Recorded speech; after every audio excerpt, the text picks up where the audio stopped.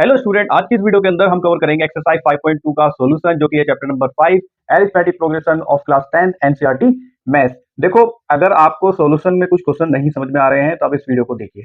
Otherwise 5.2 का basic concept करा है हमने, उस वीडियो की लिंक आपको इस वीडियो की डिस्क्रिप्शन में मिल जाएगी। तो पहले जाके आप लाइक बेसिक कॉन्सेप्ट यानी कि इंट्रोडक्शन वीडियो है उसको समझ लीजिए अच्छे से। उसके बाद में आप खुद ही सारे क्वेश्चन कर पाओगे, सारे के सारे खुद ही कर लोगे। मैं सही बता रहा हूँ, एक दो क्वेश्चन के अंदर जो भी डाउट होगा उसके लिए आप वीडियो को देखने आ सकते हो वापस। अदरवाइज मैं रिकमेंड नहीं करूंगा कि आप मेरी या किसी की भी वीडियो को देखिए सॉल्यूशन वाली, स्पेशली आप बस बेसिक कॉन्सेप्ट समझिए। मैथमेटिक्स जो है वो पूरा का पूरा डिपेंड्स है बेसिक के ऊपर, ठीक है। क्या बेसिक क्या है, आपका बेस कितना ज्यादा स्ट्रॉन्ग है। So hello student, you are most welcome on maths crackle, this is Ankit. तो चलिए शुरू करते हैं।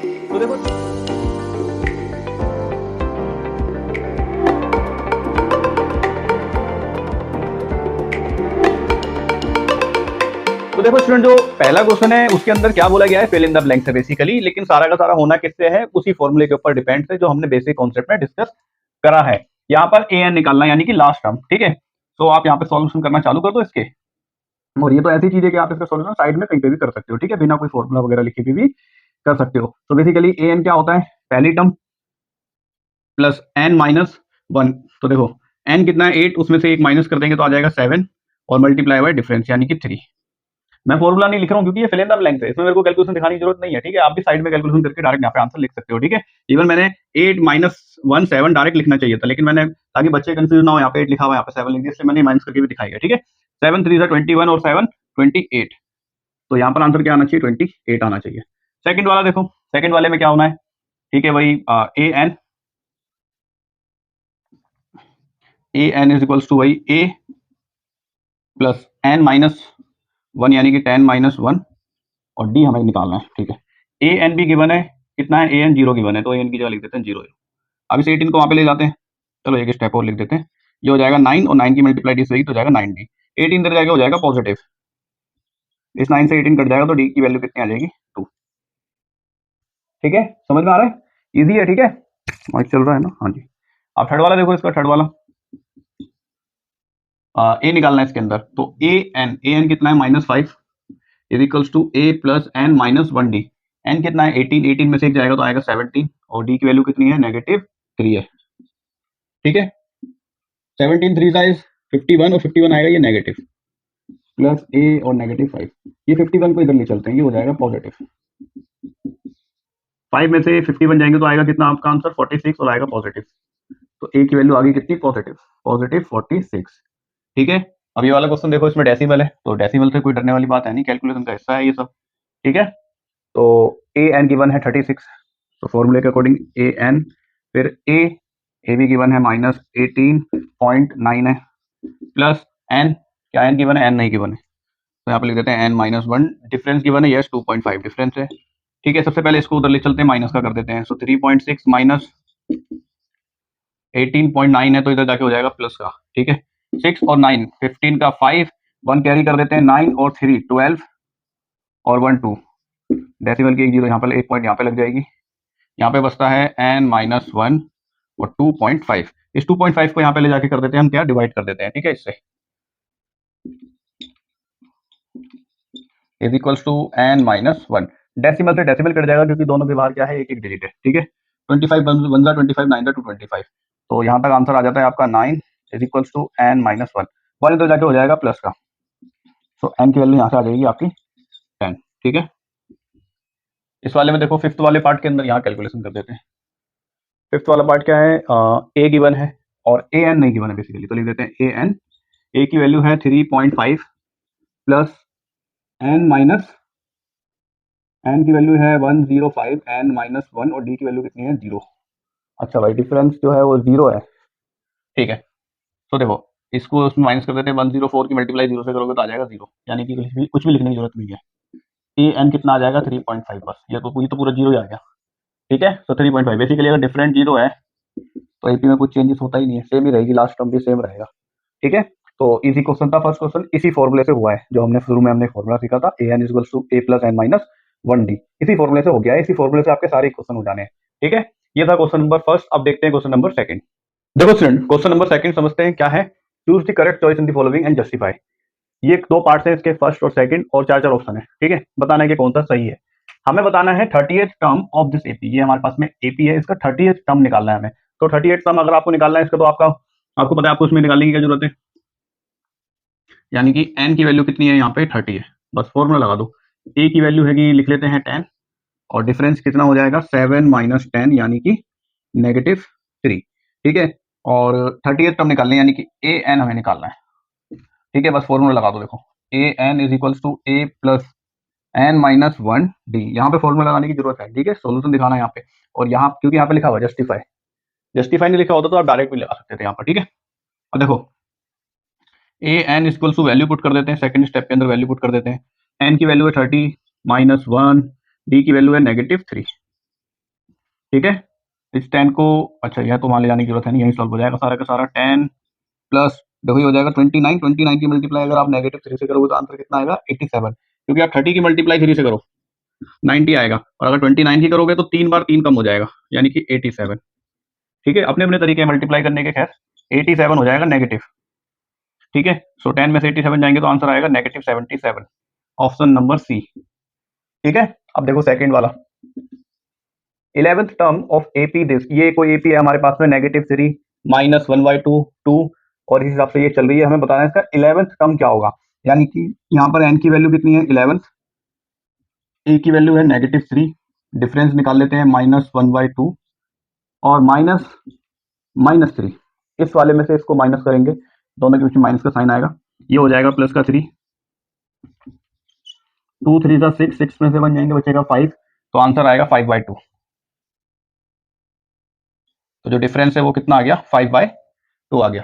ठीक है, अब देखो हमें क्या निकालना है इसके अंदर, 11th टर्म निकालना है, यानी कि ए एन, कि भाई 11th नंबर पे कौन सा नंबर होगा, 11th पोजीशन पे कौन सा नंबर होगा। बस फॉर्मूला लगा देते हैं भाई, A N is equals to A plus N -1 D. A N तो हमें निकालना ही है, ए की वैल्यू हमारी -3, एन की वैल्यू है 11 -1, और डी कितना है 5/2, कितना है 5/2, तो आप 5/2 भी लिख सकते हो उसको, और 2.5 भी लिख सकते हो, 5/2 यानी कि 5 का हाफ कितना होता है 2.5। ठीक है, दोनों ही निकाल के आपका आंसर सही आ सकता है। ठीक है, चलो मैं 5/2 लिख देता हूँ, बोलो। ठीक है, नहीं लिख रहा डेसिमल में, फ्रैक्शनल वाली कैलकुलेशन भी समझ लो कैसी हो रही है। -3, 11 में से 1 जाएगा, बचेगा 10 मल्टीप्लाई बाय 5/2, 2 से ये कट जाएगा, ये लो तो यही कट गया, आसानी होगी, और ये लिखने पर 5 5 का 25 प्लस -3, तो 25 में से 3 जाएंगे तो कितना बचेगा, आपका आंसर आना चाहिए 22। सो ए एन शुड बी 22। क्या 22 ऑप्शन में है? यस। ठीक है, सेकंड क्वेश्चन था ये, इजी था ये भी, बस जस्टिफाई करना है तो आपको ये कैलकुलेशन यहाँ पर दिखानी पड़ेगी, ये इसका जस्टिफिकेशन है। ठीक है, अब देखते हैं क्वेश्चन नंबर 3। देखो स्टूडेंट, थर्ड क्वेश्चन समझते हैं, ये भी इजी क्वेश्चन है। मैंने आपको इस क्वेश्चन से पहले थोड़ी सी चीज समझाना चाहता हूँ। जैसे मान लो कोई हमारे पास में एपी है 5 10 15 20 25, मैं बोलूँगी इस एपी का डिफरेंस निकालो, तो आप कैसे निकालते हो भाई? जैसे ये ए हैगा A1, ये A2, ये A3, A4 और A5, ये एपी के नंबर्स हो गए। तो आप डिफरेंस कैसे निकाल सकते हो भाई? A2 में से माइनस कर सकते हो A1 को, ठीक है, यानी कि 10 में से माइनस कर दो 5 को, तब भी डिफरेंस निकल सकता है। निकल सकता है कि नहीं निकल सकता है? 3 में से 2, A3 में से A2 माइनस कर दो तब भी डिफरेंस निकल सकता है। A4 में से A3 माइनस कर दो तब भी डिफरेंस निकल सकता है, और A5 में से A4 माइनस कर दो तब भी डिफरेंस निकल सकता है। ठीक है, लेकिन यहाँ पर क्या है, बीच बीच में कुछ कुछ टर्म्स मिसिंग है, जैसे कि यहाँ पर टेबल में गिवन है। अब देखो, मान लो ये हाइड है यहाँ से, तो अगर मैं A3 में से माइनस करता हूँ A1 को, तो आंसर कितना आएगा? देखो 15 - 5, आंसर कितना आएगा 10। वो 10 क्यों आ रहा है, 5 क्यों नहीं आ रहा है?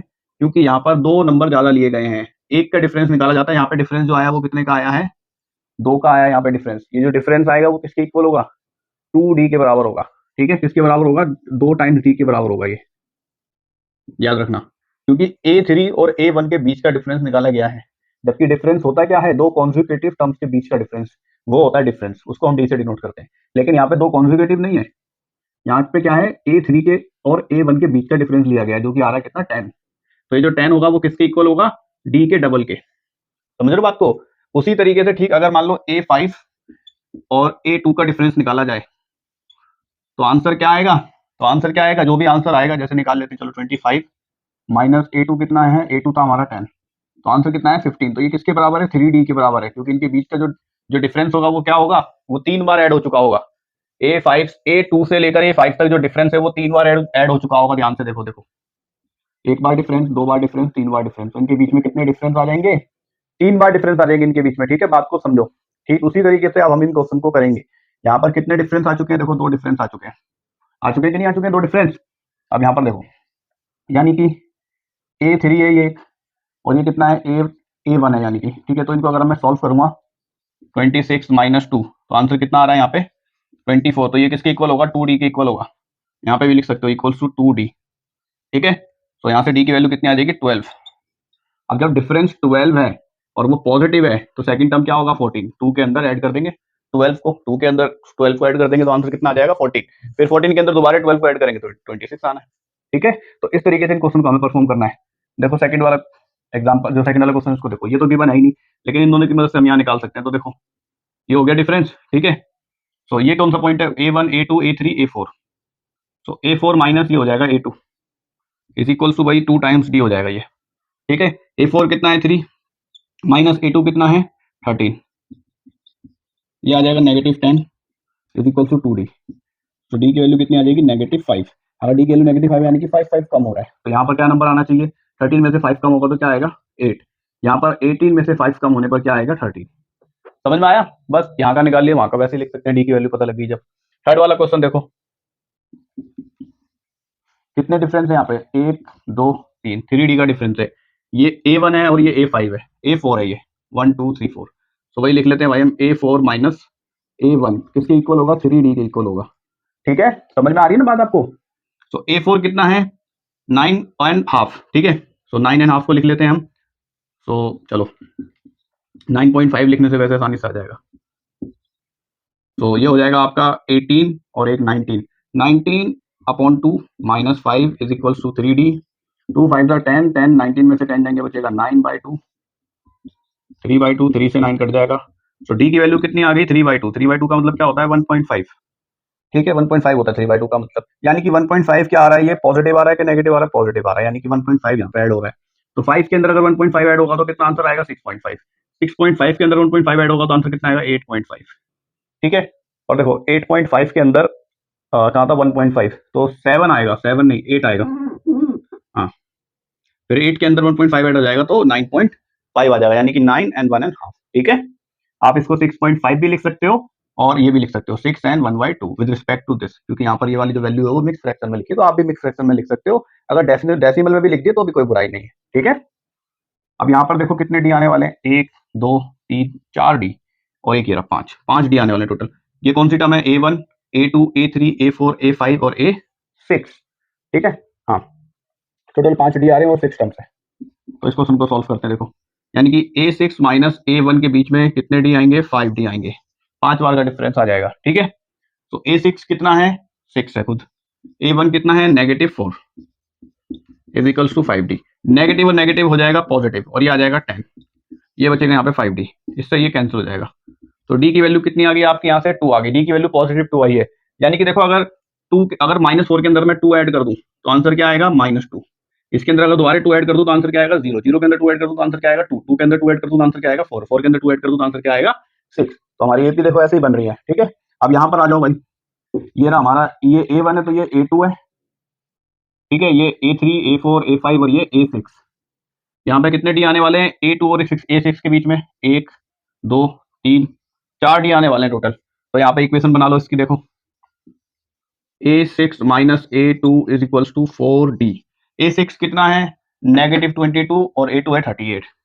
सो -22 minus 38 is equals to 4D। Minus और माइनस हो जाएगा पॉजिटिव, तो ये आ जाएगा आपका 60, माइनस का 4 से डिवाइड कर देते हैं तो -15 आ जाएगी D की वैल्यू। तो D कितना आ गया? -15, यानी कि 15 कम हो रहा है। अब देखो 38 में से 15 कम करेंगे तो कहाँ तक पहुंच जाएंगे हम? 38 में से अगर 15 कम करेंगे तो आंसर आ जाएगा 23। 23 में से अगर 15 कम कर देंगे तो आंसर आ जाएगा 8। 8 में से अगर 15 कम कर देंगे तो आंसर आ जाएगा 7 और कम कर देते तो 93। नहीं, नेगेटिव जाएंगे ना, तो 8 में से अगर 7 कम कर देंगे, सॉरी 8 में से 15 कम कर देंगे अगर, तो आंसर कितना आएगा हमारा? अगर 8 में से 8 कम करेंगे तो 0, 0 में से 7 कम करेंगे तो -7 आंसर आ जाएगा। अब -7 में से अगर 15 कम कर देंगे तो -22 पर आ जाएंगे, ठीक है। यहाँ तक इसको देख लेते हैं। यहाँ पर इससे बड़ा नंबर होना चाहिए, तभी उसमें से 15 कम करेंगे तो ये आएगा। तो इसी में 15 ऐड कर दो, इसमें 15 ऐड करोगे तो आंसर आएगा 53। 5 और ये 13 का 3 और 1 एंड 4 एंड 5। ठीक है, सो समझ में आया। पांचों के पांचों पार्ट इस तरीके से आसानी से हो जाने हैं। ये सब इनका जस्टिफिकेशन था। ठीक है, तो इस तरीके से भी आप इक्वेशन बना सकते हो, a4 minus a2 is equals to 2d। ये भी एक कॉन्सेप्ट का पार्ट ही है। ठीक है, इसको भी समझ में आना चाहिए आपको। अब देखते हैं क्वेश्चन नंबर 4। देखो फोर्थ क्वेश्चन में क्या पूछा गया है, which term of AP 3, 8, 13, 18 and dash dash dash is, ये इज है, ये 15 नहीं है। ठीक है, इज 78। मतलब इस एपी का कौन सा टर्म क्या होगा, 78 होगा। यानी कि ए एन हमें गिवन है 78। ए की वैल्यू हो जाएगी 3 और डिफरेंस हो जाएगा 8 minus 3 is equals to 5। N हमें निकालना है, फॉर्मूला लगाओ, A N is equals to A plus N minus 1 D. A N है 78, ए की वैल्यू लिख लेते हैं 3, एन हमें निकालना ही है, डी की वैल्यू है 5। 3 को सबसे पहले उधर ले जाओ, ये हो जाएगा 75। 75, अब 5 को उधर ले चलते हैं। ठीक है, तो 5 हो जाएगा डिवाइड का और ये आ जाएगा आपका 15। ये आ जाएगा n माइनस 1, 1 को उधर ले चलते हैं, ये हो जाएगा 16। 1 हो जाएगा प्लस का, यहाँ पे नेगेटिव है ना तो उधर जाके हो जाएगा पॉजिटिव। तो n की वैल्यू आ जाएगी आपकी 16। ठीक है, बहुत ही इजी क्वेश्चन था। ऐसे क्वेश्चन एग्जांपल में करें इंट्रोडक्शन वीडियो के अंदर, तो इसलिए आपसे खुद ही हो जाएंगे ये सारे के सारे क्वेश्चन। देखो स्टूडेंट, क्वेश्चन नंबर 5 समझते हैं। Find the numbers of terms in each of the following AP. जो हमें इसके दो पार्ट्स हैं, हमें बताना है कि इसके अंदर कितने टर्म्स है भाई। फर्स्ट जो फर्स्ट हैगा, जो पहली टर्म है कि वो क्या है, ये है 7 और लास्ट क्या है 205। तो हमें बताना है कि इसके बीच में कितने टर्म्स आ रहे हैं। यहाँ पे तो बस 4 ही लिखी हुई है, लेकिन बीच में भी होंगी ना बहुत सारी। तो हमें बताना है कि टोटल कितनी है। तो इस क्वेश्चन के अंदर बेसिकली देखो, हमें ए एन तो हमें गिवन है 205 लास्ट टर्म है जो कि, ठीक है। ए की वैल्यू गिवन है 7, डी की वैल्यू भी गिवन है 13 माइनस 7 इज इक्वल्स टू 6। हमें निकालना क्या है, एन। बस फॉर्मूला लगा दो भाई, A N is equals to A plus N minus 1 D. A N given है 205, ए की वैल्यू है 7 प्लस एन हमें निकालना ही है, डी की वैल्यू है 6। 7 को सबसे पहले उधर ले जाके माइनस करते हैं, तो इसमें से 7 जाएंगे तो आएगा 198। ठीक है, यहाँ पे बचेगा n माइनस 1 इंटू 6। अब 6 को नीचे ले आते हैं, डिवाइड कर देते हैं। ठीक है, तो 6 3 जा और 6 3 जा, तो n माइनस 1 की वैल्यू कितनी आ गई, यहाँ पे n माइनस 1 ब्रैकेट का बचा है, n माइनस 1 की वैल्यू आ गई 33। इस 1 को उधर ले चलते हैं, 1 हो जाएगा पॉजिटिव, तो n की वैल्यू कितनी आ जाएगी यहाँ से 34। ठीक है, तो हम यहाँ पे लिख देंगे there are 34 terms in AP. ठीक है, अब देखो सेकंड वाला इसका पार्ट, जो सेकंड पार्ट है, तो यहाँ पर हमें ए एन गिवन है नेगेटिव 47, ए की वैल्यू गिवन है 18, डी की वैल्यू है 15.5 लिख लो, 15 एंड हाफ को 15.5 लिख लो, माइनस 18 तो आ जाएगा 2.5। 2.5 आएगा, एक हो जाएगा 6 और 16 और हाँ ठीक है 2.5 आ जाएगा। और देखो यहाँ पर एन हमें निकालना है, एन की वैल्यू हमें निकालनी है। सबसे पहले वही फॉर्मूला लगा लो, ए प्लस एन माइनस 1। फॉर्मूला लिखना जरूरी है, ठीक है, मार्क्स होते हैं फॉर्मूले के भी, इसलिए फॉर्मूला लिखना जरूरी है। गलती से किसी क्वेश्चन का आंसर गलत आ गया लास्ट में, तो लेकिन टीचर देखेंगे कि आपने अच्छे से डिस्क्राइब करा है, लास्ट के 1-2 स्टेप गलत होने की वजह से आपका आंसर गलत आ गया है, लेकिन आपके डेडिकेशन को देखते हुए आपको मार्क्स टीचर दे देंगे। ठीक है, क्योंकि सभी टीचर जो है वो भी डिस्क्रिप्टेड वे के अंदर ही हर एक क्वेश्चन को परफॉर्म करते हैं, तो उन्हें भी अच्छा लगता है कि आप प्रॉपर तरीके में लिखो। ठीक है, as per the rule says, तो उसी हिसाब से आपको लिखना चाहिए। ठीक है, खैर वैल्यू पुट करते हैं। ए एन की वैल्यू है, ए की वैल्यू कितनी हो जाएगी, ए की वैल्यू है 18, एन हमें निकालना ही है, और डी की वैल्यू है पॉजिटिव है, नेगेटिव, डी की वैल्यू आई थी नेगेटिव, हाँ ठीक है, तो नेगेटिव लिखना भूल गए थे हम बस, तो नेगेटिव 2.5। ठीक है, 18 को उधर ले चलते हैं और माइनस का बनाते हैं, इसको कैलकुलेट कर देते हैं, 5 और 6 65 हो जाएगा। ये आ जाएगा n माइनस 1। अब इस 2.5 को भी चलो एक बार और यहाँ लिख लेते हैं, 2.5 को ले चलते हैं यहाँ पे, डिवाइड कर देते हैं, पॉइंट आके ऊपर लगा देते हैं एक जीरो। ठीक है, 25 1 जा, 25 2 जा होता है 50, 10 बचेगा, 25 4 जा, ठीक है 100। सो यहाँ पे लिख देते हैं 24 is equals to n minus 1। अब 1 को उधर ले जाके पॉजिटिव कर देते हैं बस, सो n की वैल्यू यहाँ से आ जाएगी 25। ठीक है, तो यहाँ पे लिख दो there are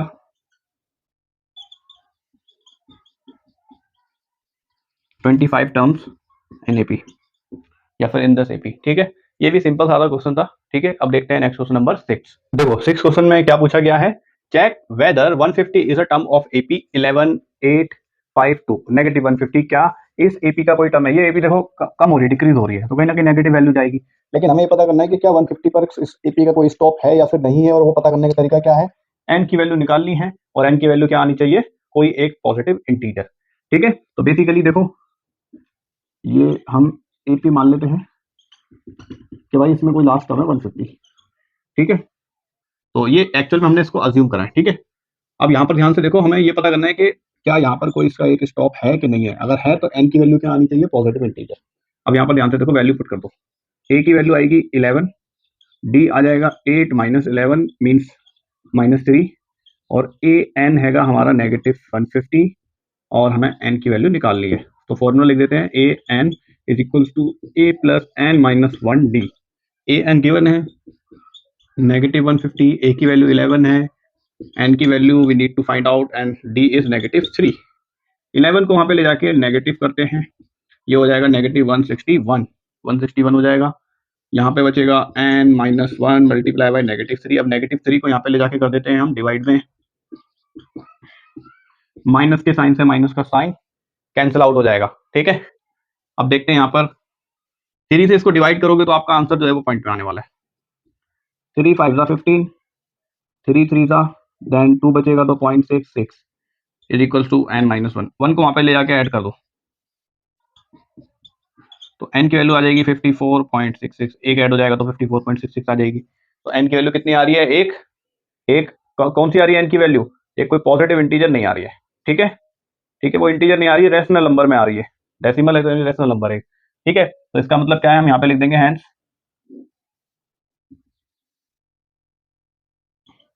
as value of n is not a positive integer, hence -150 is not a term of this AP। समझ में आया? ऐसे ये क्वेश्चन होना था, बेसिक कॉन्सेप्ट में भी ऐसे क्वेश्चन करे हैं हमने। ठीक है, शायद एग्जांपल नंबर 4 था। खैर, ये था क्वेश्चन नंबर 6। अब देखते हैं क्वेश्चन नंबर 7। देखो स्टूडेंट, क्वेश्चन नंबर 7 समझते, इंपॉर्टेंट क्वेश्चन है, ध्यान से समझना। ठीक है, एक क्वेश्चन जरूर आएगा एग्जाम के अंदर। ठीक है, 3 to 4 मार्क्स का। अब देखो, find the 31st term of an AP. कोई एक एपी है, उसका 31st यानी कि 31वां टर्म बताओ, जिसका 11th टर्म क्या है, मतलब उस एपी का 11th टर्म है 38 और 16th टर्म है 73। तो देखो कैसे निकालेंगे हम, यहाँ पे हमें निकालना क्या है, 31st टर्म। गिवन क्या क्या है, 11th टर्म गिवन है 38 और 16th टर्म गिवन है 73। अब थोड़ा सा ध्यान से देखो, 11th टर्म का मतलब क्या है, 11th टर्म का मतलब क्या है, a plus n minus 1 d is equals to 11th term यानी कि 38। ठीक है, बस यहाँ पे हमें n की जगह क्या लिखना है, 11 लिखना है। 11 में से 1 जाएंगे तो बचेगा 10, और 10 की मल्टीप्लाई d से कर देंगे तो 10d, तो 10d ही लिख देते हैं डायरेक्ट। ठीक है, आप डायरेक्ट भी समझ सकते हो कि 11th टर्म का मतलब क्या है, पहला term plus 10 time difference is equal to 11th term यानी कि 38। ठीक है, सेम एज इट इज हम लिखेंगे 16th टर्म। 16th टर्म का मतलब क्या होगा, 15d, a plus 15d is equal to 73। समझ में आ रहा है? ये होगी हमारे पास में दो इक्वेशन, इक्वेशन नंबर 1 और इक्वेशन नंबर 2। ठीक है, सब्सट्रैक्ट कर देते हैं। सब्सट्रैक्ट करने के दो तरीके होते हैं, मैंने आपको बताया भी है। ठीक है, ऐसे भी कर सकते हैं, साइन चेंज करके नीचे वाले नंबर्स के। ठीक है, तो इससे ये कट जाएगा, 10 में से 15 जाएंगे तो बचेगा -5d, 38 में से 73 जाएंगे तो कितना बचेगा, 3 में से 8 जाएंगे तो बचेगा 5, और 6 में से 3 जाएंगे तो बचेगा 3, -35। इससे ये माइनस कर दो, तो डी की वैल्यू आ जाएगी यहाँ से 7। समझ में आ रहा है? एक तो ये तरीका है, मैंने आपको बताया था। दूसरा तरीका क्या है, आप ऐसे करके लाइन लिखो, subtract equation first from equation second. First में से सेकंड को माइनस कर दो, या सेकंड में से फर्स्ट को माइनस कर दो, एक ही बात होती है। ठीक है, आंसर सेम ही आता है। सो देखो, पहली इक्वेशन क्या है हमारे पास में, ये रही a plus 10d is equal to, तो पहली इक्वेशन की लेफ्ट हैंड साइड दूसरी इक्वेशन की लेफ्ट हैंड साइड को सब्ट्रैक्ट करेगी। सो a भी माइनस का हो जाएगा और 15d भी माइनस का हो जाएगा, दोनों ही माइनस के हो जाएंगे। ठीक है, दोनों की साइन चेंज होंगे। फिर पहली इक्वेशन में शुरुआत में 38 और दूसरी इक्वेशन में कितना है, -73, तो 73 हो जाएगा माइनस का। तो यहाँ पर एक्चुअल में हम सेकंड इक्वेशन को सब्सट्रैक्ट कर रहे हैं फर्स्ट इक्वेशन में से, तो यहाँ पे सही कर देते हैं कि भाई सेकंड इक्वेशन डिवाइड सब्ट्रैक्ट हुई है फर्स्ट में से, ठीक है। अब यहाँ पर ध्यान से देखो, सॉल्व कर दो, ए से ए कैंसिल हो जाएगा, 10d और 15d माइनस 5d आएगा, 38 में से 73 जाएंगे तो बचेगा नेगेटिव 35, नेगेटिव के साइन से नेगेटिव साइन कट जाएगा, 5 से 35 कट जाएगा, तो डी की वैल्यू यहाँ से भी 7 आएगी। ये था सेकंड टाइप सब्ट्रैक्ट करने का, ठीक है। दोनों में से जो भी सही लगता है वो कर सकते हो एक, ठीक है। तो डी की वैल्यू आ गई कितनी, 7। अगर डी की वैल्यू 7 आ गई तो हम इसको किसी भी इक्वेशन के अंदर पुट करेंगे, तो यहाँ पे लिख देते हैं putting the value of d in equation first में कर देते हैं, ठीक है। फर्स्ट क्या है, a plus 10d is equal to 38, so a plus 10d की जगह लिख देते हैं 7, तो ये आ जाएगा कितना 70, 38 प्लस a। अब देखो 70 को उधर ले चलते हैं, माइनस का कर देते हैं, तो आंसर कितना आ जाएगा, 70 में से 38 जाएंगे तो आंसर कितना आएगा 32, तो a की वैल्यू आ गई कितनी 32। अब आप ध्यान से देखो, किसी AP का आपको a पता है 32, d पता है आपका 7 आ गया था, d पॉजिटिव, ठीक है, और ये 32 नेगेटिव आएगा, तो इस चीज का ध्यान रखना है हमें, ये नेगेटिव आ रहा है, ठीक है।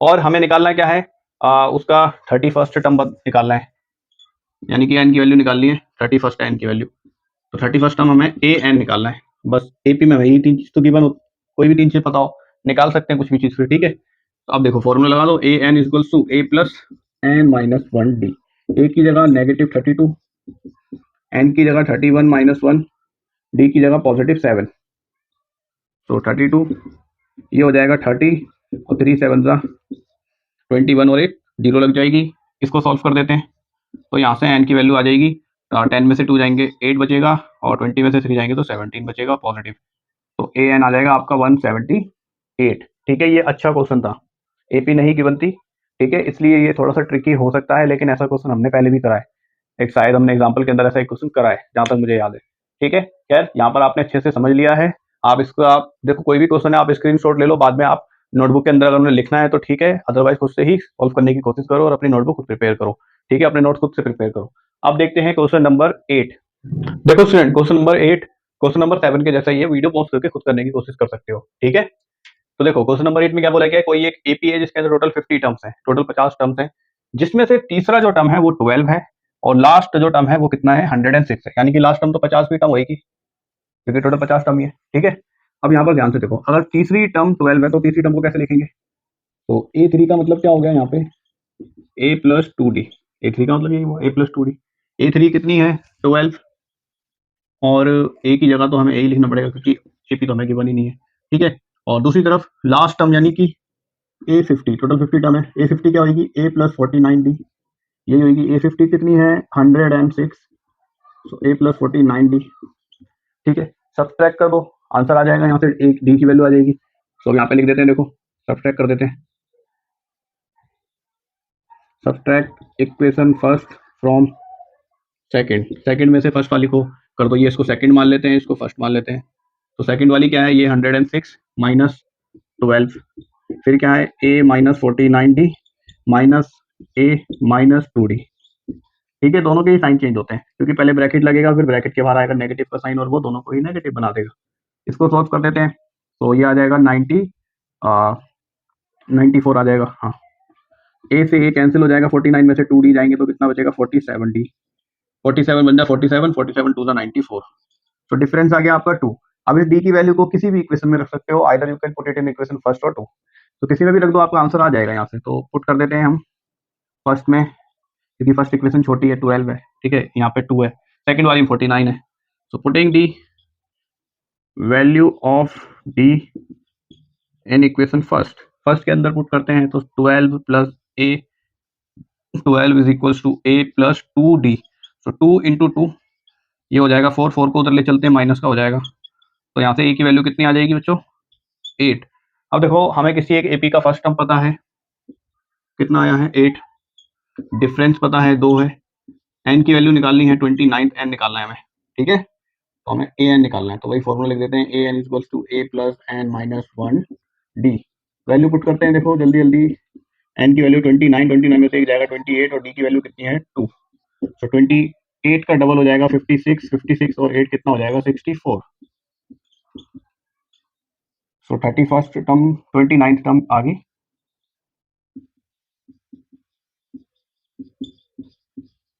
ये हो जाएगा इसका आंसर। ठीक है, 7th वाले के जैसा ही था। एक आपने सीख लिया 7th वाला, 8th वाला खुद से ही करना है। ठीक है, खुद से ही करना चाहिए था, मतलब तो मैंने करवा ही दिया। अब देखते हैं क्वेश्चन नंबर 9। देखो स्टूडेंट, 9th क्वेश्चन समझते हैं। 7th और 8th की तरह ही है, थोड़ा सा वेरिएशन है बस इसके अंदर। कोई एक एपी का थर्ड और 9th टर्म जो है वो क्या है, 4 n माइनस 8। तो देखो थर्ड टर्म क्या होगा, यानी कि A3 क्या होगा, a प्लस 2d। ठीक है, और A3 है कितना एक्चुअल में, 4 है। दूसरी तरफ कौन सा टर्म है, 9th टर्म है। तो लिख लेते हैं A9 क्या होगा, A9 a प्लस 8d। एक कम हो जाता है, क्यों हो जाता है, मैंने बेसिक कॉन्सेप्ट में आपको समझाया हुआ है अच्छे से। A9 कितना है, -8। ठीक है, अब यहाँ पर देखो दो इक्वेशन बन गई है, तो सब्ट्रैक्ट कर दो बस। तो इक्वेशन नंबर फर्स्ट और equation number second. So subtract equation first from second. Second equation है -8, तो यहाँ पे लिख देते हैं -4। फिर है a प्लस 8d, और ये लिख देंगे माइनस का। ठीक है, ये हो जाएगा -12। a से ये कैंसिल हो जाएगा, 8 में से 2 जाएंगे तो कितना आंसर आएगा, 6d। 6 से ये माइनस, ये मिनिमाइज हो जाएगा तो ये आ जाएगा -2। तो d की वैल्यू आ गई कितनी, -2। अब d की वैल्यू को पुट कर दो किसी भी इक्वेशन के अंदर, तो a की वैल्यू भी आ जाएगी। So now putting the value of d in equation first में रख देते हैं 4 is equal to a plus 2 into d की जगह लिख देते हैं -2। तो ये आ जाएगा -4। 4 को उधर ले जाके कर देते हैं, 4 हो जाएगा पॉजिटिव। तो a की वैल्यू आ जाएगी 8। अब हमें क्या निकालना है इस क्वेश्चन के अंदर, कि इस एपी का कौन सा टर्म जीरो होगा। ठीक है, ये निकालना है, यानी कि जीरो तो होगा, ये नहीं पूछेगा कि क्या कोई जीरो होगा, ये पूछेगा कि कौन सा होगा जीरो, यानी कि डेफिनेट बता दिया गया है कि जीरो होना ही होना है, बस हमें टर्म का पता करना है कि वो टर्म कौन सा है। ठीक है, तो ए एन यहाँ पर है जीरो, ए की वैल्यू हमने निकाली है 8 आई है, डिफरेंस हमने निकाली है -2। ठीक है, तो हमें एन की वैल्यू निकालनी है बस। तो एन की वैल्यू निकल जाएगी फॉर्मूला रखते ही। ए एन है जीरो, ए की जगह 8 लिख देते हैं, डी की जगह है -2। सो सबसे पहले तो 8 को उधर ले जाते हैं, 0/8 का मतलब तो जीरो ही होता है, यहाँ पे बचेगा। अब इस 2 को ले जाते हैं, तो देखो एक मिनट, ये जो 8 है ये मल्टीप्लाई में नहीं है, तो ये माइनस में आएगा। ठीक है, तो 0 माइनस 8 यानी कि -8 होगा। अब इस 2 को यहाँ पे ले चलते हैं, 2 मल्टीप्लाई का 2 आ जाएगा डिवाइड का, इससे ये कैंसिल हो जाएगा, यहाँ तक आ जाएगा 4। तो n माइनस 1 की वैल्यू आ गई 4। सो n की वैल्यू कितनी आ जाएगी, 1 आ जाएगा इधर जाके प्लस का, तो n की वैल्यू आ जाएगी 5। ठीक है, तो यहाँ पर लिख देते हैं 0 is 5th term of AP. ठीक है, ये था 9th क्वेश्चन। अब देखते हैं क्वेश्चन नंबर 10th। देखो स्टूडेंट, एक और अच्छा क्वेश्चन आया, question number 10th। The 7th term of an AP exceeds its 10th term by 7। मतलब जो 70th टर्म है, 7 नहीं 70th टर्म है किसी एक एपी का, वो उसी एपी के 10th टर्म यानी कि 10वें टर्म से 7 ज्यादा है, तो हमें कॉमन डिफरेंस निकालना है। तो यहाँ पर आप इक्वेशन बनाने की कोशिश करो। 17th टर्म यानी कि A17 जो है वो क्या होता है, A17 A प्लस 16D होता है। ठीक है, और दूसरी तरफ 10th टर्म यानी कि A10th क्या होता है, A10th A प्लस 9D होता है। ठीक है, और इन दोनों का जो डिफरेंस है वो कितना है, 7 है, और ये वाला इसमें से बड़ा है, क्योंकि बोला गया 17th टर्म जो है वो एक्सीड है 10th टर्म से। तो देखो अकॉर्डिंग टू क्वेश्चन के अकॉर्डिंग A17 जो है वो ज्यादा है A10 से, कितना ज्यादा है, 7। तो A17 की जगह ये लिखा जा सकता है, माइनस A10 की जगह लिखा जा सकता है ये A, और देखो ये ब्रैकेट में आएगा A, क्योंकि साइन चेंज होने वाले हैं यहाँ पर। ये हो जाएगा माइनस का A और माइनस का 9D। A से A कट जाएगा, ये 0 हो जाएगा। 16D में से 9D जाएगा तो आएगा आंसर 7D। 7 से 7 कट जाएगा तो D की वैल्यू कितनी आ जाएगी, 1। सो देखो कॉमन डिफरेंस निकाला था हमें, कॉमन डिफरेंस हमारा निकल कर आ गया, क्या आ गया, 1 आ गया। बस लिख दो यहाँ पे।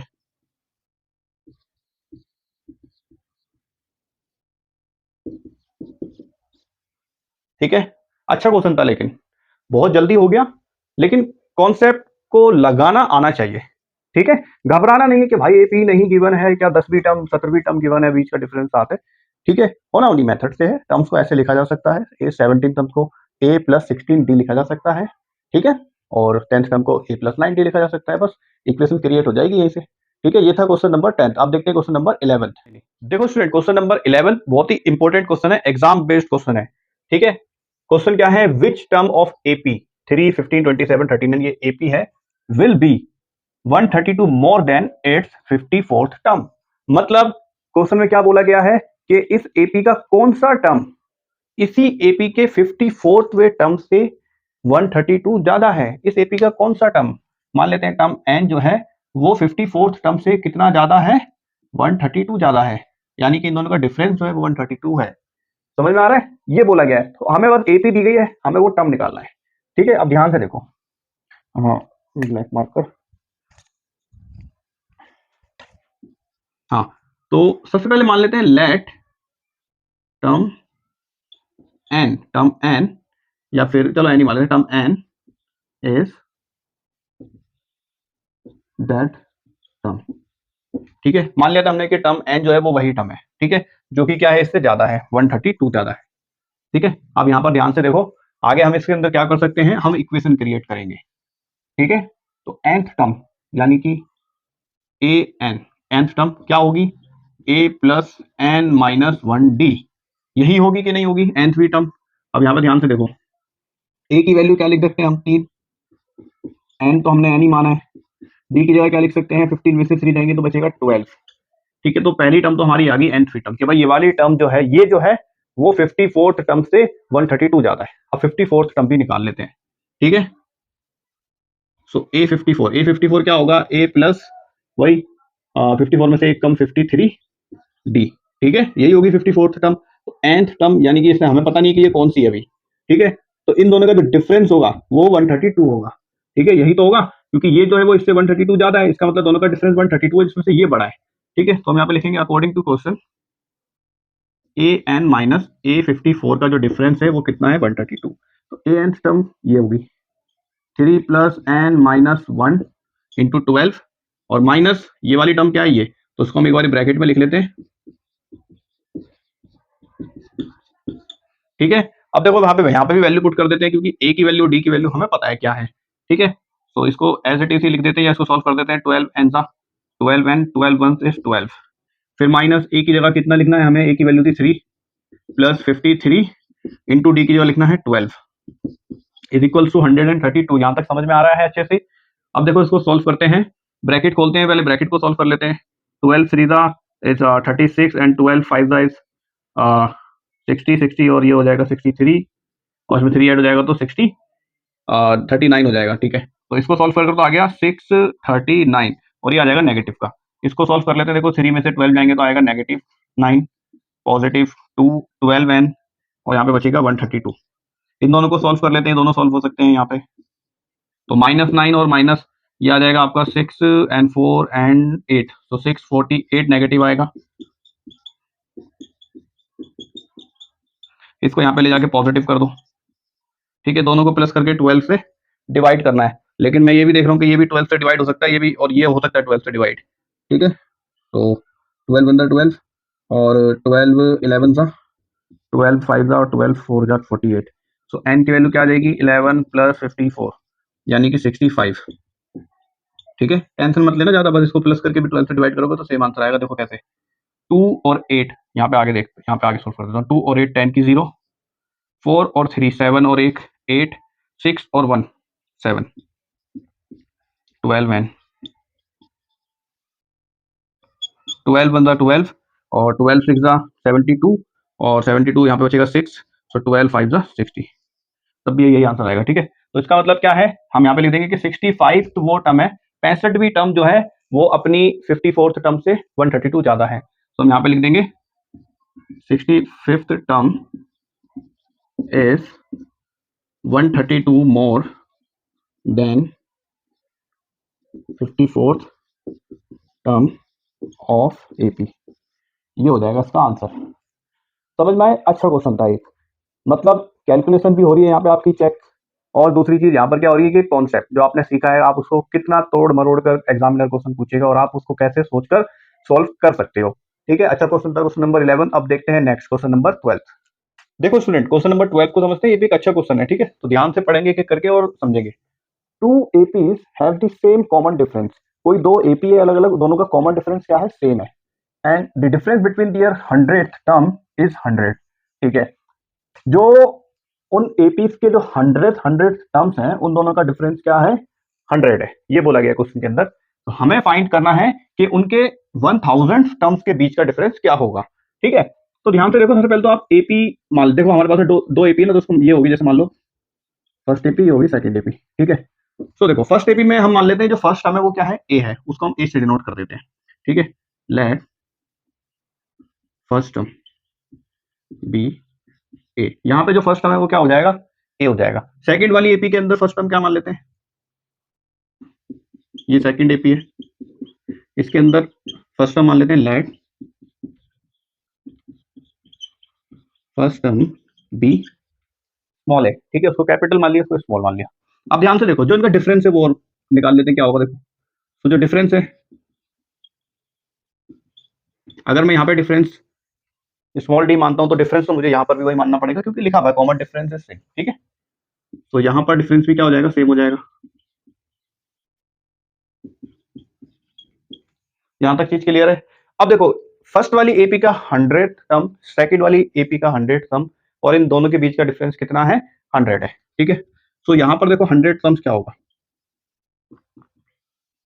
100 टर्म्स को हम कैसे निकालते हैं भाई, फर्स्ट टर्म प्लस 99d, ये होता है 100 टर्म, यही तो होता है, ऐसे करके करते हैं ना, जैसे फर्स्ट टर्म फिर n-1d, फर्स्ट टर्म तो ए ही है, n की जगह लिख लेंगे 100 -1d, ये आ जाएगा 99, 99 की मल्टीप्लाई आप डी से करोगे तो क्या आ जाएगा, 99d। तो ऐसे निकालते हैं, ठीक है। अब चाहे से तो आप इसको इरेज कर दो, आप ऐसे करके सॉल्व करके भी निकाल सकते हो, डायरेक्ट भी निकाल सकते हो, ठीक है। यहाँ पर क्या हो जाएगा 100 टर्म, इस एपी का 100 टर्म, दो सिनेरियो क्रिएट कर लेंगे हम ऐसे, ठीक है, फर्स्ट एपी सेकंड एपी। तो यहाँ पर भी वही होगा 100 टर्म, a प्लस n-1d, तो a की जगह a लिखना है, n की जगह 100 लिख देना है, -1d, ये आ जाएगा 99, 99 की मल्टीप्लाई डी से कर दोगे तो 99d। अब क्वेश्चन के अनुसार, अकॉर्डिंग टू क्वेश्चन, ये दोनों का डिफरेंस कितना है, 100 है, तो यहाँ पे लिख लेते हैं अकॉर्डिंग टू क्वेश्चन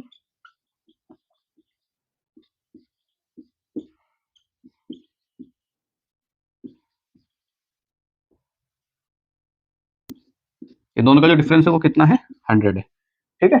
अब देखो इसको सॉल्व करते हैं, a प्लस 99d, ये देखो माइनस का हो जाएगा a, ये भी माइनस का हो जाएगा, 99d इज इक्वल्स टू, देखो 99d एक बार प्लस का एक बार माइनस का, तो ये तो कैंसिल हो जाएगा, यहाँ पे बचेगा a, यहाँ पे बचेगा -a, ये कैपिटल है और ये स्मॉल है, तो इनकी कैलकुलेशन नहीं हो सकती अभी, क्योंकि हमें पता नहीं है ना कि यहाँ तो डी और डी की वैल्यू सेम थी, इसलिए 99 और 99 कैंसिल हो सकता था, ठीक है, कैलकुलेट हो सकता था।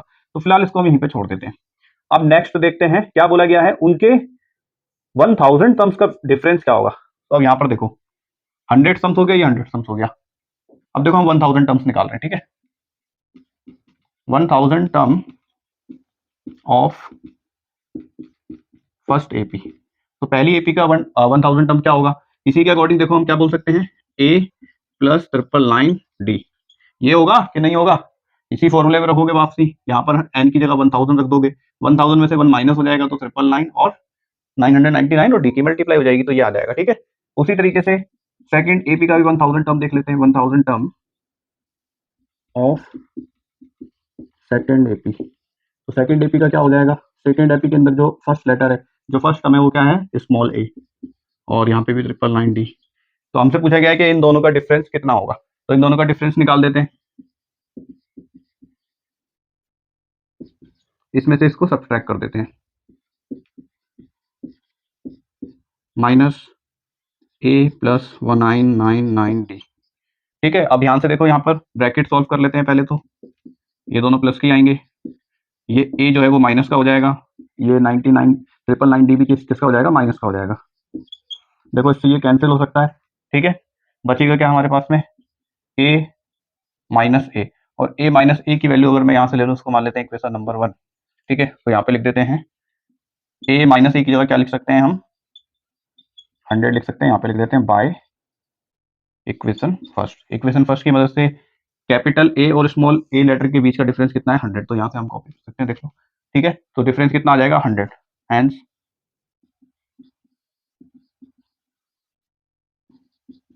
Difference between their 1000 term is 100, 100 ही आएगा। ठीक है, समझ में आया? ये भी एक अच्छा क्वेश्चन था। क्वेश्चन पढ़ के मतलब ये आपने देखा नहीं है, इंट्रोडक्शन वाली वीडियो के अंदर ऐसा क्वेश्चन नहीं था, एग्जाम्पल के अंदर भी नहीं है, तो एक बार ही बस आपको कराने की जरूरत थी। तो अब आपको इस तरह के क्वेश्चन आएंगे जो लैंग्वेज ट्विस्टर होंगे, तो वही आप कर सकते हो। ठीक है, कुछ नहीं है, बस यहाँ पे लैंग्वेज का गेम है, थोड़ा सा कॉन्सेप्ट तो वही है, वही फॉर्मूला है। ठीक है, वही फॉर्मूला है, बस उस फॉर्मूले को एग्जामिनर मुश्किल से मुश्किल क्वेश्चन फॉर्म करके आपको दे रहे हैं। ऐसे ही एग्जाम के अंदर भी क्वेश्चन पूछे जाते हैं। ठीक है, ये था क्वेश्चन नंबर 12। अब देखते हैं क्वेश्चन नंबर 13। 13 क्वेश्चन समझते हैं। पूछा गया है, how many 3 digit number are divisible by 7? कौन कौन से थ्री डिजिट के नंबर 7 से डिविजिबल हैं? तो सबसे पहले तो आप ये पता करो कि 3 डिजिट का स्मॉलेस्ट नंबर कौन सा है जो 7 से डिविजिबल है, और लार्जेस्ट नंबर कौन सा है 3 डिजिट का जो 7 से डिविजिबल है। तो देखो, सबसे पहले तो हमें एपी बनानी पड़ेगी। हमें एपी नहीं गिवन है, फर्स्ट टर्म भी नहीं गिवन है और लास्ट टर्म भी नहीं गिवन है, तो इसके लिए हमें फर्स्ट और लास्ट टर्म पता करना पड़ेगा, और डिफरेंस तो 7 ही हो जाएगा। तो देखो, 3 डिजिट का स्मॉलेस्ट नंबर क्या है?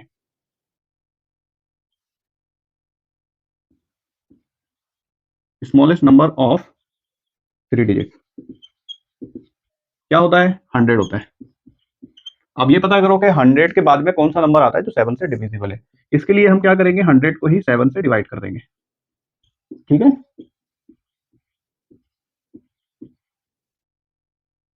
कितना बच रहा है? 2 बच रहा है। तो यानी कि अगर यहाँ पे 2 बच रहा है, यानी कि अगर यहाँ पे 7 बच रहा होता, 2 की जगह अगर 7 बचता, तब एक नंबर ऐसा बन सकता था जो जो 7 से डिविजिबल है। यानी कि देखो, 2 को 7 बनाने के लिए क्या करना पड़ेगा? 5 ऐड करना पड़ेगा, यानी कि इसमें 5 ऐड करना है। यानी कि वो नंबर आ जाएगा कौन सा? 105। ठीक है, तो स्मॉलेस्ट नंबर क्या आ जाएगा? 105। ये सबसे छोटा नंबर है जो किससे किससे डिवाइड हो सकता है? 7 से। ठीक है, 105, क्योंकि 5 की कमी थी 7 पूरा होने में, 2 बच रहा है, 5 की कमी थी, तो 5 इसके अंदर अगर ऐड कर देंगे तो ये ऐसा नंबर हो जाएगा जो 7 से डिवाइड हो जाएगा। ठीक है, अब देखो लार्जेस्ट नंबर क्या होता है, और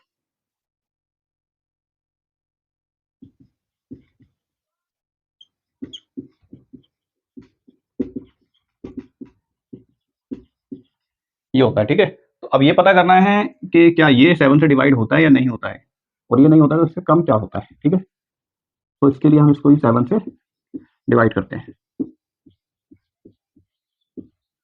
7 4 जा 28, 7 2 जा 14, यानी कि 5 बच रहा है, यानी कि ये 5 जो है वो एक्स्ट्रा है। यानी कि अगर यहाँ पे 5 कम होता तो कोई रिमाइंडर नहीं बचता, जीरो रिमाइंडर बचता। ठीक है, तो इसका मतलब क्या है, इसमें से 5 को माइनस कर देते हैं, तो वो नंबर कौन सा आ जाएगा?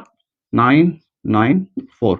यानी कि ये एक ऐसा नंबर है जो 3 डिजिट का भी है और लार्जेस्ट 7 से डिवाइड होने वाला है। ठीक है, तो अब हमारी बन जाती है एपी। ठीक है, तो required AP is, required AP के अंदर देखो सबसे पहला टर्म होगा 105। ठीक है, फिर देखो 7 की डिवाइड होने वाले नंबर है, तो नेक्स्ट नंबर क्या होगा? इसके अंदर 7 ही ऐड कर देंगे, 112। ठीक है, और लास्ट टर्म क्या होगा? ये होगा लास्ट टर्म। तो हमें पता करना है कि कितने ऐसे डिजिट हैं जो 7 से डिवाइड हो जाते हैं। यानी कि हमें लास्ट टर्म गिवन है ए एन, हमें ये निकालना है इसका एन क्या है, इसका एन क्या है हमें ये निकालना है, ये कौन सा टर्म है, दैट्स इट। ठीक है, इतना निकालोगे तो आ जाएगा। तो इधर करते हैं, देखो यहाँ पर तो हम यहाँ पे लिख देते हैं, ए की वैल्यू है 105, डिफरेंस है 7, क्योंकि 7 से ही पूछा गया, 7 के डिविजिबल है 7 से या फिर नहीं है। ठीक है, तो डिफरेंस जो है वो 7 ही हो जाएगा। फिर ए एन गिवन है 994, और एन की वैल्यू हमें निकालनी है, तो फॉर्मूला लगा देते हैं, A N is equals to A plus N minus 1 D. A N कितना है? 994 इज इक्वल्स टू ए की वैल्यू है 105 प्लस एन हमें गिवन नहीं है, डी इज 7। सबसे पहले 105 को उधर ले जाके सब्सट्रैक्ट करते हैं, यहाँ पे बचेगा एन माइनस 1 और 7। तो 14 में से 5 जाएंगे तो कितना बचेगा? 9, और 8 में से 0 जाएंगे 8, और सो 889 बच जाएगा यहाँ पे पॉजिटिव। यहाँ पे आएगा, यहाँ पे है हमारे पास में 7, 7 यहाँ पे मल्टीप्लाई का है, तो उधर ले जाके हम कर देते हैं इसको डिवाइड। यहाँ पे बचेगा n माइनस 1, 7 1 7 2 7 7, तो ये आ जाएगा 127। 1 उधर जाके कर देते हैं प्लस का, तो n की वैल्यू यहाँ से आ गई 128, 128, यानी कि टोटल 128 3 डिजिट के नंबर है जो 7 से डिवाइड हो सकते हैं। तो यहाँ पे लिख देते हैं, there are 128 numbers that are 3 digits and can be divisible by 7। समझ में आया?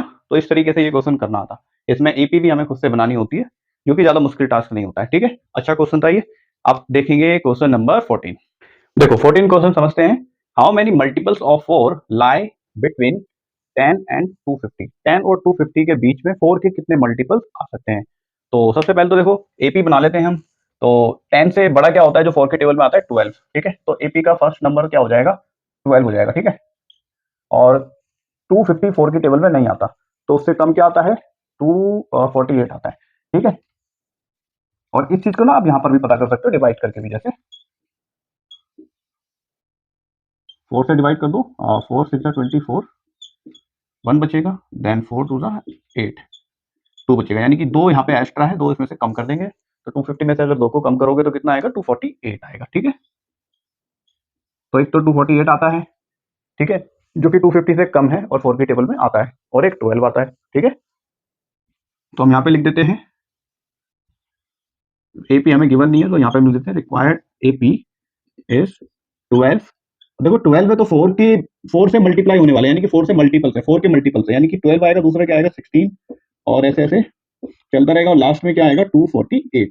ठीक है, तो हमें निकालना है ये कितने नंबर है, ठीक है, जो 4 से डिविजिबल हैं 10 और 250 के बीच में। तो फर्स्ट नंबर तो ये है, ये हो गया हमारा ए, ये हो गया हमारा ए एन। डिफरेंस हमें पता है 4 का है।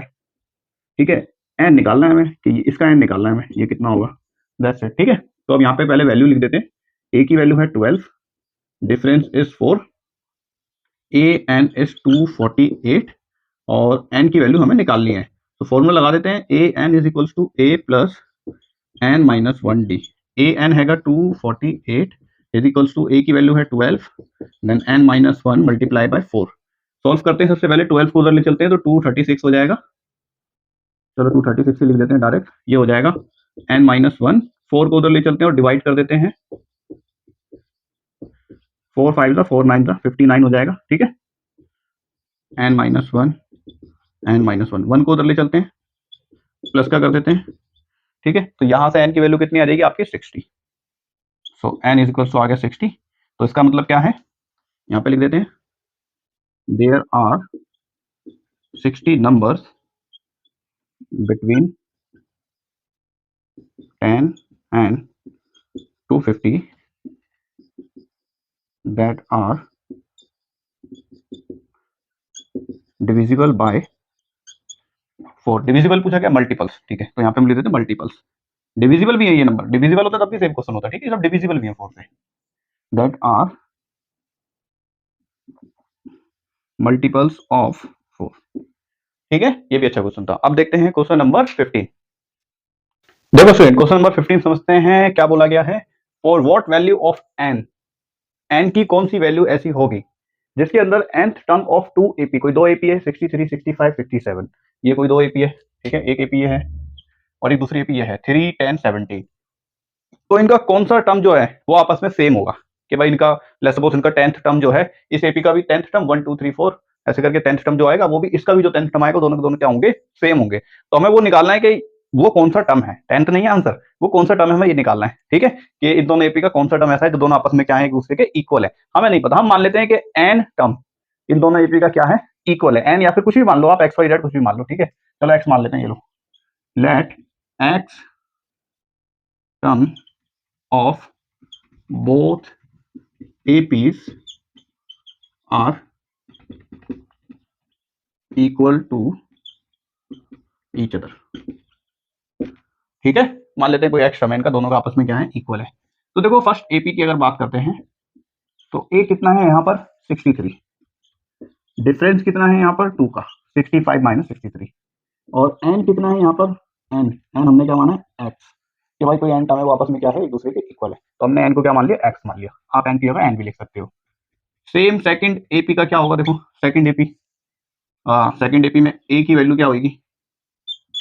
3, डिफरेंस इज 7, और एन कितना है इसका भी? एक्स। दोनों का सेम टर्म आपस में क्या है? इक्वल है। ठीक है, तो देखो इस वाली एपी का जो एक्स टर्म है, इस वाली एपी का, वो हम कैसे निकाल सकते हैं? X term a n a plus N minus 1t ऐसे निकाल सकते हैं इस वाली एपी का एक्स टर्म। ठीक है, अगर मैं बोलूँ इस वाली एपी का आप 10वां टर्म निकालो तो आप कैसे निकालोगे, ऐसे तो निकालोगे 10th टर्म, एन की जगह 10th लिख दोगे, बस दैट्स इट। ठीक है, हमें ये नहीं पता अभी कि हमें 10वां निकालना है या नहीं निकालना है, तो हमें कौन सा निकालना है, एक्स निकालना है। ठीक है, क्योंकि हम मान के चल रहे हैं कि एक्स टर्म जो है वो इक्वल है। ठीक है, तो ए की जगह लिख देते हैं 63, एन की जगह लिख देते हैं एक्स माइनस 1, डी की जगह लिख देते हैं 2। ठीक है, इसको सॉल्व कर देते हैं। 63 ये हो जाएगा देखो 2x माइनस 2, इसको और फर्दर अगर सॉल्व करेंगे तो 63 में से 2 जाएंगे तो बचेगा 61 प्लस 2x, यानी कि भाई पहली वाली जो एपी है इसका तो हमने एक्स टर्म निकाल लिया, इसका हमने क्या निकाल लिया, एक्स टर्म निकाल लिया। इसके एक्स टर्म की वैल्यू क्या आई है, 61 प्लस 2x ये आई है। दूसरी वाली एपी का भी एक्स टर्म निकाल लेते हैं। यहाँ पर देखो A N is equals to, यहाँ पर ए कितना है 3, तो लिख देते हैं 3, एन की जगह लिख देते हैं x और डी की जगह लिख देते हैं 7। सॉल्व करते हैं, 3 प्लस ये हो जाएगा 7x, 7 वन जा 7, 3 में से 7 जाएंगे तो बचेगा कितना, -4। तो इस वाली एपी का भी एक्स टर्म निकाल लिया हमने ये। ठीक है, और ये दोनों क्या है, इक्वल है, ये दोनों क्या है, इक्वल है, यही बोला गया है। ठीक है, टू एपीज आर इक्वल, कौन से, मतलब एन की ऐसी क्या वैल्यू हो सकती है, एन की ऐसी क्या वैल्यू हो सकती है, यानी कि एक्स की। ठीक है, एन की हमने मान ली क्या, एक्स है, एन की वैल्यू हमने क्या मान ली, एक्स मान ली, यानी कि एन की ऐसी कौन सी वैल्यू हो सकती है, यानी कि क्वेश्चन में क्या बोला जा रहा है, ऐसा कौन सा टर्म हो सकता है इन दोनों ही एपी का जो आपस में क्या हो, एक दूसरे के इक्वल हो। तो हमने मान लिया, दोबारा समझा रहा हूं मैं क्वेश्चन आपको, कि भाई एक्स टर्म है इन दोनों एपी का आपस में इक्वल। ठीक है, तो हमने एक्स टर्म की वैल्यू निकाल ली, एक ये आ गई और एक ये आ गई, ये दोनों वैल्यू आपस में एक दूसरे की क्या होनी चाहिए, इक्वल होनी चाहिए। तो इन दोनों को आपस में एक दूसरे के इक्वल रख देते हैं। सो अकॉर्डिंग टू क्वेश्चन ये दोनों आपस में क्या होंगे, एक दूसरे के इक्वल होंगी।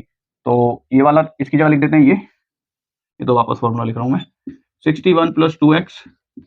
ठीक है, और ये लिख देते हैं 7x माइनस 4। अब इसको सॉल्व करते हैं और x की वैल्यू निकालते हैं। ठीक है, अब देखो 7x को 2x को इधर ले चलो तो 2x हो जाएगा माइनस का 2x, 4 को उस तरफ ले चलते हैं तो 4 हो जाएगा प्लस का 4, ये आ जाएगा 65, ये आ जाएगा 5x, x को यहीं पर रहने देते हैं,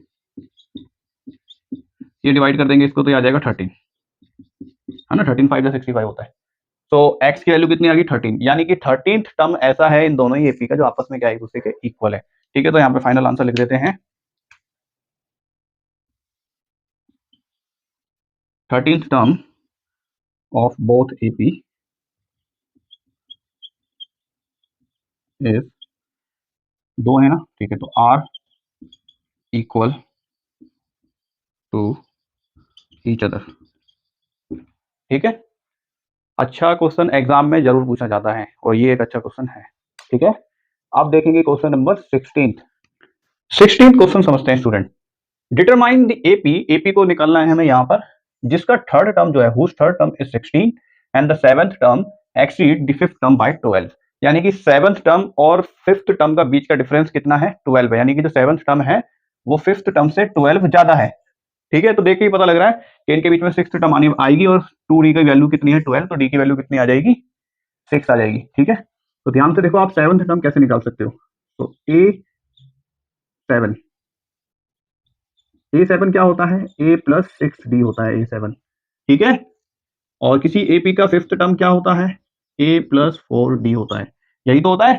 ठीक है, अरे भैया मैंने आपको उसमें भी तो समझाया ये सब बेसिक कॉन्सेप्ट के अंदर कि भाई अगर आपको फिफ्थ टर्म निकालना है किसी का, यानी कि n की वैल्यू लिखोगे आप, ये फॉर्मूला होता है, n के लिए लिखोगे आप 5 माइनस 1 d, 5 में से 1 जाएगा बचेगा 4, 4 की मल्टीप्लाई डी से करोगे तो 4d आ जाएगा।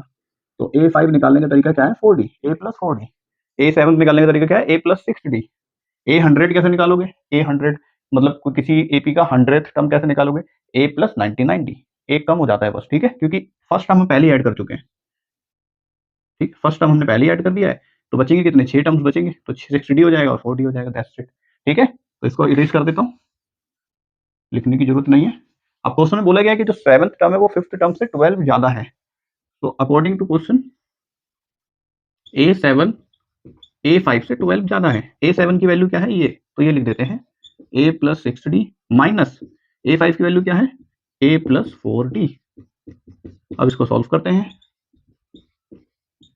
ये a की वैल्यू आ जाएगी, ये a माइनस हो जाएगा, ये 4d भी माइनस हो जाएगा, ए से ये कट जाएगा और डी की वैल्यू यहाँ से कितनी आने वाली है, 6 आने वाली है। 6 डी में से 4 डी जाएगा तो बचेगा 2d, 2 वन जा 2 6 जा, तो डी की वैल्यू कितनी आ गई, यहाँ से 6 आ गई। ठीक है, डी की वैल्यू आ गई 6, डिफरेंस आ गया कितना, 6। अब देखो किसी हमें एपी निकालनी है, एपी थर्ड टर्म बचा है, थर्ड टर्म हमें बता रखा है कितना है, 16 है।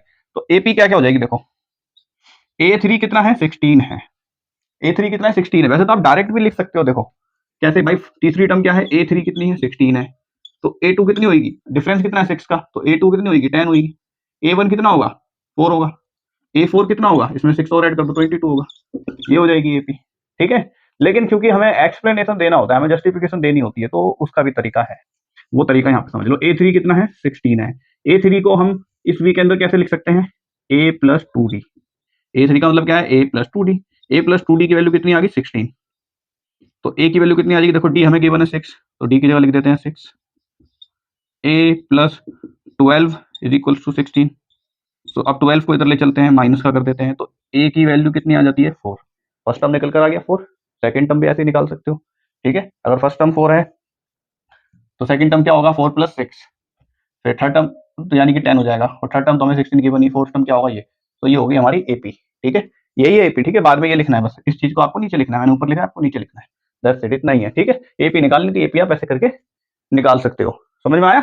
तो ये था क्वेश्चन नंबर 16, अच्छा क्वेश्चन था ये भी। अब देखते हैं 17। देखो फ्रेंड, 17 क्वेश्चन समझते हैं। Find the 20th term from the last term of AP.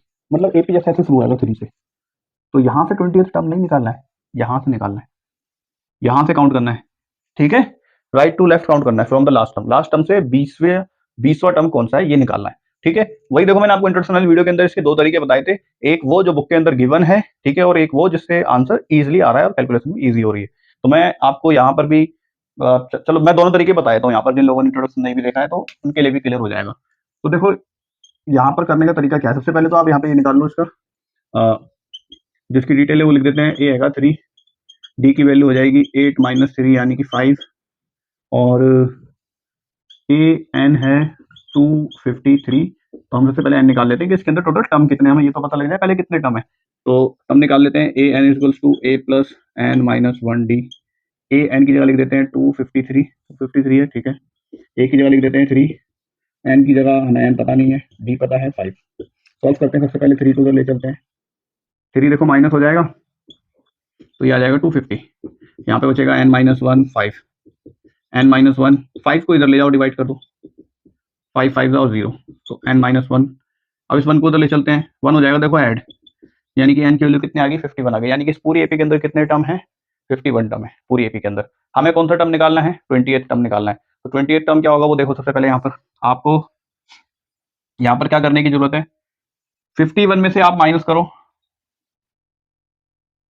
यहाँ पर देखो 20th term from 20th term from last, कैसे निकालेंगे, देखो 51 में से माइनस करो 21 और उसमें 1 ऐड कर दो। ठीक है, तो कितना आ जाएगा, 31 और एक 32, यानी कि आप यहाँ से 32 टर्म निकाल लो, शुरुआत से 32 टर्म निकाल लो, वो पीछे से कितना होगा, पीछे से वो 20 ही होगा। समझ में आ रहा है? आगे से 32 टर्म निकाल लो और पीछे से वो लास्ट से वो 20th टर्म ही कहलाएगा, एक ही बात होती है। ठीक है, जैसे मैं यहाँ पे कुछ टर्म लिखता हूँ 1 2 3 4 5। अब ये जो 4 है वो यहाँ से कौन सा टर्म है, फोर्थ, और यहाँ से कौन सा टर्म है, सेकंड। तो आप यहाँ से फोर्थ टर्म निकाल लो तो वो यहाँ से सेकंड ही कहलाएगा। ठीक है, तो हमें क्या निकालना है, 32 टर्म्स निकालना है, 32nd टर्म निकालना है। ठीक है, तो यहाँ पर एन की वैल्यू आ गई 32, यानी कि 20th टर्म कितना होगा, 32 फ्रॉम फ्रॉम लेफ्ट या फिर फ्रॉम बिगनिंग। ठीक है, अब हम यहाँ पे निकाल देते हैं इसकी value. So A N equals to A plus N minus 1 D. A N कितना है हमें नहीं पता, यही हमें निकालनी है वैल्यू। ए की वैल्यू कितनी है 3, एन की वैल्यू 32 माइनस 1, डी की वैल्यू है 5। सो A N is equals to 3 और ये हो जाएगा 31, और उसकी मल्टीप्लाई से कर देंगे तो 5 1 5 5 3 15, इन दोनों को ऐड करेंगे तो ए एन यहाँ से आपका आ जाएगा 158, यानी कि 158 जो है वो इसका 20th टर्म होगा फ्रॉम लास्ट। तो यहाँ पे लिखते हैं 158 is 20th term from last of AP. यहाँ तक चीज क्लियर है? ये तो था तरीका नंबर 1। ठीक है, अब देखो जो सेकंड तरीका है उसको समझते हैं। सेकंड वे के अंदर हम क्या करेंगे, हम एपी को ही क्या कर देंगे, रिवर्स कर देंगे। ठीक है, जैसे मान लो एपी मैं ऐसे बना देता हूँ 253, डिफरेंस कितने का है, 5 का डिफरेंस है, यानी कि 5 यहाँ की तरफ इंक्रीज हो रहा है, तो यहाँ की तरफ 5 क्या होगा, डिक्रीज होगा, उल्टा होगा। ठीक है, तो 248 होगा, बस दैट्स इट, इतनी की जरूरत है हमें, और इससे ज्यादा की जरूरत नहीं है। हम यहाँ से निकाल देंगे अब 20th टर्म। ठीक है, तो यहाँ पे ए की वैल्यू हो जाएगी 253 पहला term, difference is 248 minus 253, second वाले में से फर्स्ट वाला माइनस करते हैं तो डिफरेंस आएगा -5। ठीक है, एन कितना है, हमें 20वां टर्म निकालना है, बस वैल्यू निकाल लेंगे हम A N. So A N is equals to A plus N minus 1 D. A N हमें निकालना है, ए की वैल्यू कितनी है 253 प्लस एन की वैल्यू है कितनी 20 माइनस 1, डी की वैल्यू कितनी है -5। सो 253 प्लस ये हो जाएगा 19, 19 की मल्टीप्लाई करनी है -5 से, सो 19 5 इज 95 और माइनस का हो जाएगा 95। सो 253 में से 95 माइनस कर देते हैं, 13 में से 5 जाएगा बचेगा 8, 5 में 14 में से 9 जाएगा बचेगा 5 और ये 1। सो ए एन कितना आ गया 158, ये रहा सेम आ गया। ठीक है, इसमें इतना सही लिखना पड़ा हमें। यहाँ पर हमें 3 स्टेप याद रखने हैं, एक तो हमें जो वैल्यू निकालनी है टोटल कितने टर्म्स है इसके अंदर वो निकालना है, दूसरी चीज ये निकालना है कि भाई ये लास्ट से 20 टर्म जो है शुरू से कितना होगा, लास्ट से 20वां टर्म बिगिनिंग से कौन सा होगा, तो बिगिनिंग से 32 होगा, ये भी निकालना है, फिर जाके हम वैल्यू तक पहुंच पाएंगे। यहाँ पर आप डायरेक्ट वैल्यू पे पहुंच रहे हो। ठीक है, तो ये भी सेम ही है, तो उसके बाद ये लिखना है। ठीक है, so 158 is 20th term from last। ठीक है, तो दो तरीके हैं जो भी आपको समझ में आता है, इजी दोनों ही है, मैं ये नहीं कह रहा कि इजी एक मुश्किल है, या मैं बोलूँ कि जो मैंने तरीका निकाला है भाई ये ज़्यादा इजी है, कुछ भी इजी, दोनों इजी है। ठीक है, आपको समझ में आना चाहिए, अगर ये आंसर आपको एड्रेस कर रहे हैं तो आपको समझ में आएंगे और आपके लिए दोनों ही ईजी होंगे। ठीक है, दोनों के दोनों ईजी है, जो आपको जल्दी पिक हो रहा है, जिसको ज़्यादा लंबे समय तक आप याद रख सकते हो, उस चीज़ के ऊपर आप उसको फॉलो कर सकते हो, दोनों ही वैलिड है, मैं बताना चाहूँगा। ठीक है, 17 था ये क्वेश्चन, अब देखते हैं क्वेश्चन नंबर 18। देखो स्टूडेंट, क्वेश्चन नंबर 18 समझते हैं। The sum of 4th term and 8th term of an AP is 24 and the sum of 6th term and 10th term of an AP is 44, so find the first 3 terms of AP। Question में बोला गया है कि 4th term और 8th term का जो सम है वो कितना है 24 है। ठीक है, 4th टर्म और 8th टर्म का जो सम है वो कितना है 24 है, और 6th टर्म और 10th टर्म का जो सम है वो कितना है 44 है। तो एपी के फर्स्ट 3 टर्म्स को निकालो, ये जो है क्वेश्चन में बोला गया है। दूसरा मार्कर लेते हैं। हाँ, तो अब देखो इसको निकालते हैं। सबसे पहले 4th टर्म क्या होगा, यानी कि A4 क्या होगा, A4 होगा A प्लस 3D, सबको पता है, और A8 कितना होगा, A8 होगा A प्लस 7D, A8। ठीक है, दूसरी तरफ क्या बोला गया है A6, तो A6 क्या होगा A प्लस 5D, और A10 क्या होगा A प्लस 9D। ये सबको पता लग गया होगा अभी तक कैसे निकल रहा है ये। ठीक है, अब यहाँ पे ध्यान से देखो, इन दोनों का जो सम है वो गिवन है 24 और इन दोनों का जो सम है वो गिवन है 44, तो इनको पहले लिख देते हैं। तो A4 plus A8 is equals to 24। A4 की जगह लिख देते हैं हम कितना, ये लिख देते हैं जो इनकी वैल्यू है A प्लस 3D और A plus 7D is equals to 24। ठीक है, अब इसको सॉल्व कर लेते हैं, A और A, 2A हो जाएगा 3D और 7D हो जाएगा 10D इज इक्वल्स टू 24। यहाँ तक चीज क्लियर है। अब नेक्स्ट देखते हैं। हाँ, A6 और A10 की वैल्यू क्या है भाई, इन दोनों का सम बता रखा है 44 है, तो A6 की वैल्यू लिख देते हैं A प्लस 5D और A10 की वैल्यू हो जाएगी A plus 9D is equal to 44। A और A हो जाएगा 2A, 5D और 9D हो जाएगा कितना 14D इज इक्वल टू 44। ये हो गई इक्वेशन नंबर सेकंड, ये हो गई इक्वेशन नंबर फर्स्ट। तो फर्स्ट इक्वेशन में से सेकंड को सब्ट्रैक्ट कर देते हैं। ठीक है, यहाँ पे देखो,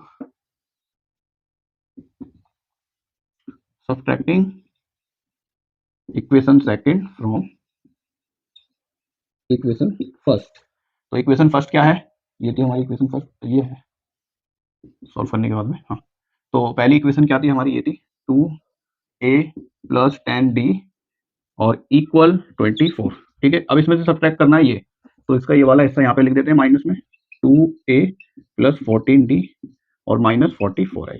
ठीक है, अब ब्रैकेट खोल देंगे, क्योंकि देखो एक से ज्यादा टर्म है तो इसलिए ब्रैकेट लगाना जरूरी होता है, क्योंकि वैल्यू जो है वो माइनस करते हैं तो साइन चेंज होते हैं।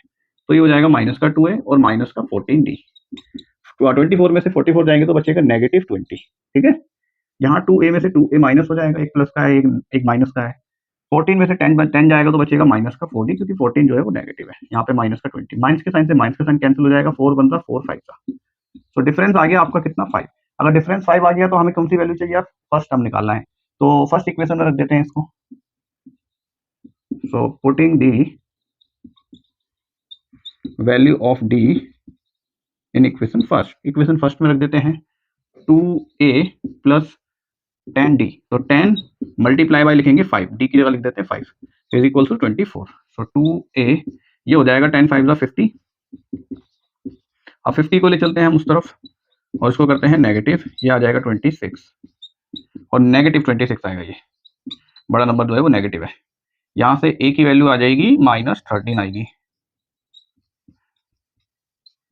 तो फर्स्ट टर्म आ गया कितना -13, डिफरेंस भी हमने निकाल रखा है 5 है, पॉजिटिव 5। तो हम AP निकाल देते हैं यहाँ पे देखो। तो AP क्या हो जाएगी देखो, AP यहाँ पे हो जाएगी फर्स्ट टर्म क्या हो जाएगा आपका -13। सेकंड टर्म कितना हो जाएगा, -13 में से 5 ऐड कर दो। तो जब इसमें मैं 5 ऐड करूंगा तो ये कितना आ जाएगा, 8 आ जाएगा माइनस का। फिर थर्ड टर्म क्या आ जाएगा, इसमें 5 और ऐड कर दो, तो 5 और ऐड करूंगा तो -3 आ जाएगा। तो ये हो जाएगा आपकी रिक्वायर्ड AP। समझ में आया, ये भी ठीक ठाक क्वेश्चन था। अब देखते हैं क्वेश्चन नंबर 19। देखो 19 क्वेश्चन में क्या पूछा गया है समझते हैं। सुब्बा राव नहीं, सुब्बा राव खैर नाम से हमें क्या मतलब, हमें तो बस इसके अंदर जो कंटेंट है उसको सॉल्व करना है। स्टार्टेड वर्क इन 1995 के अंदर कोई काम शुरू करती है वो, और उसकी जो एनुअल सैलरी होती है वो 5000 रुपीज होती है, और उसको ईच ईयर 200 रुपीज का इंक्रीमेंट मिलता है, यानी कि हर साल एक साल कंप्लीट करने पर उसकी सैलरी जो है वो 200 रुपीज बढ़ जाती है। तो कौन से साल के अंदर, ठीक है, जब उसने ज्वाइन करा उसके बाद में कौन से ईयर के अंदर उसकी सैलरी कितनी पहुंच जाएगी, 7000 पहुंच जाएगी, ये पूछा गया है। तो देखो यहाँ पर आपको AP तो सब दिख ही रही है। AP आपको दिख रही है कि भाई फर्स्ट टर्म कितना हो जाएगा इसका 5000, और सेकंड टर्म क्या हो जाएगा इसका 5000 प्लस 200, और थर्ड टर्म हो जाएगा 5000 प्लस 400, 200 ऐड होता चले जाएगा, है ना। और लास्ट में उसको कितनी सैलरी पहुंच जाएगी उसकी एक टाइम पर 7000 तक ही। हमें और भी बढ़ सकती है सैलरी आगे जाएंगे तो, लेकिन हमें बस 7000 तक ही वैल्यू काउंट करनी है, तो हम बस यहीं तक बना लेते हैं अपनी AP को। ठीक है, तो अब हमें क्या निकालना है कि ये वाली टर्म कौन सी है, हमें ये बताना है। यहाँ से लेके यहाँ तक ये जो टर्म है ये कौन सी है, ये टर्म पता लग जाएगी। तो देखो यहाँ पर जो है वो 1995 के अंदर उसकी सैलरी ये होगी, 1996 में ये होगी, 1997 में ये होगी। ठीक है, तो बेसिकली ये फर्स्ट टर्म है, ये सेकंड टर्म है, ये थर्ड टर्म है, और यहाँ पर कौन सा ईयर आएगा तो उसके लिए हमें यहाँ की टर्म निकालनी पड़ेगी, ये nth जो है ये निकालना पड़ेगा। That's it. ठीक है, तो यहाँ पर हम निकाल लेते हैं, सबसे पहले वैल्यू लिख लेते हैं। तो फर्स्ट टर्म हो जाएगा 5000, डिफरेंस इज 200, एन जो है वो 7000 है, तो हमें एन की वैल्यू निकालनी है। एन की वैल्यू निकालने का वही सबकी वैल्यू निकालने का एक ही फॉर्मूला चल रहा है, और डी एन इज 7000 रुपीज, ए की वैल्यू है 5000 रुपीज, प्लस एन की वैल्यू नहीं पता, डिफरेंस इज 200। 5000 को उधर ले जाते हैं, माइनस कर देंगे, यहाँ पर आ जाएगा 2000, यहाँ पे बचेगा n-1 इंटू 200। अब इस 200 को ले चलते हैं नीचे, यहाँ पर डिवाइड कर देते हैं, 2 से 2 जाएगा, 2 से 2 जीरो जाएगी, बचेगा 10। तो यहाँ से n की वैल्यू कितनी आ जाएगी 11th, यानी कि जब से उसने काम चालू करा है उस दिन से 11 साल के बाद में उसकी सैलरी 7000 रुपीज हो जाएगी। ठीक है, 11 साल के बाद में। तो पूछा गया है इन विच ईयर। सो इसके अंदर जब हम 11 ऐड करेंगे तो 6 और 10, तो 2006 के अंदर, तो हम यहाँ पे लिखेंगे इन 2006 हर सैलरी, क्या था, in which year did salary reach, her salary reached at 7000 rupees, बस। ठीक है, इन 2006। और मैं आपको बता देता हूँ इसके अंदर एक, कि बुक के अंदर जो आंसर गिवन है वो लिखा हुआ है 11 ईयर, लेकिन यहाँ पर जो क्वेश्चन की डिमांड है कौन से ईयर के अंदर, तो ईयर तो भैया ये होगा। हाँ, ये बोलते कि after how many years his salary become 7000, तब हम लिखते after 11 years her salary reached at 7000 rupees, लेकिन यहाँ पे इन विच ईयर लिखा हुआ है, तो आप ये लिख सकते हो आंख बंद करके, answer this will be correct. और अगर आपको बुक वाला आंसर ही मैच कराना है जबरदस्ती तो आप करा सकते हो, लाइक आफ्टर 11th ईयर हर सैलरी रीच्ड 7000 रुपीज, तो वो आप यहाँ पे लिख सकते हो। ठीक है, लिख ही देता हूँ, चलो दोनों answer. After 11th year of joining her salary reached eight 7,000 rupees. ठीक है, दोनों के दोनों आंसर सही हैं मेरे हिसाब से। जो ज्यादा मैच करता है इस क्वेश्चन की डिमांड को तो वो फर्स्ट वाला करता है, तो मैंने इसलिए फर्स्ट वाला लिखा है। बुक के अंदर ये लिखा हुआ है 11 ईयर। ठीक है, अब देखते हैं लास्ट क्वेश्चन इस एक्सरसाइज का, क्वेश्चन नंबर 20। देखो स्टूडेंट, 20th क्वेश्चन में क्या पूछा गया है समझते हैं। Ramkali saved 5 rupees in the first week of a year and then increase her weekly saving by rupees 1.75 and if in the nth week, मतलब किसी हफ्ते, मतलब कोई एक हफ्ता ऐसा आता है कि जहां पर उसकी जो वीकली सेविंग है वो कितनी हो जाती है 20 रुपीज एंड 75 पैसा। तो हमें वो वीक निकालना है कि वो वीक कौन सा है। मतलब क्वेश्चन का सिनेरियो क्या बोला गया है कि भाई रामकली किसी एक साल में कुछ पैसे सेव करना चालू करती है और फर्स्ट वीक के अंदर कितने रुपए स्टार्ट करती है 5 रुपीज हर एक वीक के अंदर। फर्स्ट वीक के अंदर कितने डालती है 5 रुपीज सेविंग करती है। ठीक है, और हर हफ्ते वो अपनी जो सेविंग्स है उसको इंक्रीज कर देती है। जैसे आज उसने 5 रुपीज सेव करे तो अगले हफ्ते वो कितने रुपीज सेव करने वाली है 5 प्लस 1.75, है ना, कितने रुपीज सेव करने वाली है। अगले हफ्ते वो दोबारा इतने रुपीज बढ़ा देगी, अगले हफ्ते दोबारा इतने बढ़ा देगी। तो एक हफ्ते में ऐसा ऑब्जर्व करा गया, वो कोई हफ्ता था nth वीक, कि उसकी जो वीकली सेविंग्स थी वो कितनी थी 20.75 रुपीज। तो हमें निकालना है कि वो हफ्ता कौन से नंबर का था। तो देखो यहाँ पर एपी क्या हो जाएगी हमारी, फर्स्ट वीक, सेकेंड वीक।